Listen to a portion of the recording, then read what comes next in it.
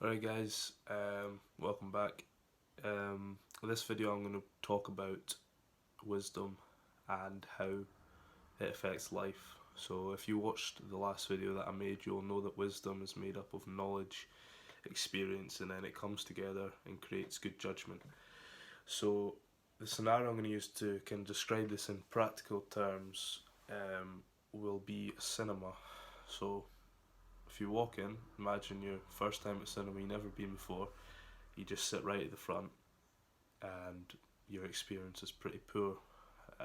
You have your neck's craned looking up at the screen the whole time, you're uncomfortable because obviously movies are long, and then an advert pops up on the screen saying that you'll have a better experience if you sit on the chairs behind you because you'll be higher up.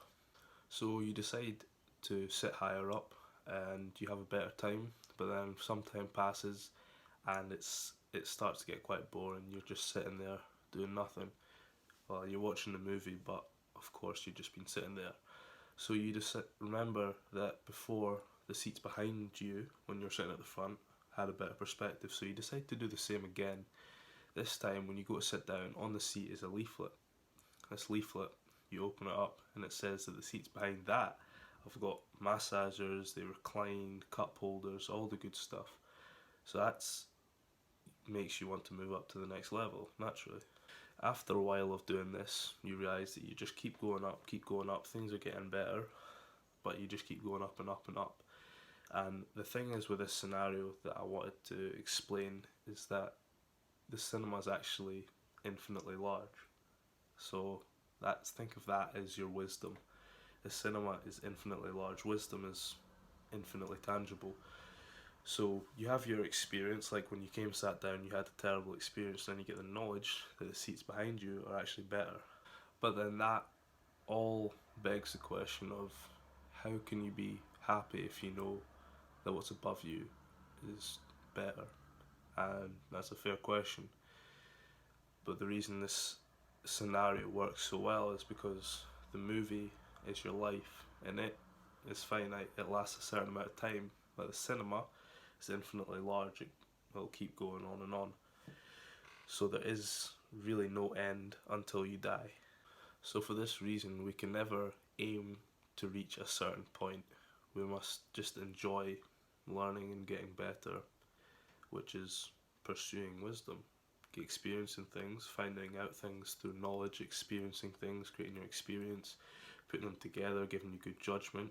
You keep moving up, learning more things, finding out new things, experiencing new things, and that's what makes life so good, is because you can do that as many times as you want. There's an infinite amount of knowledge in the world. A lot of the knowledge in the world nobody knows about, but if you keep going up and up, that's how you have the best life, is you just keep learning.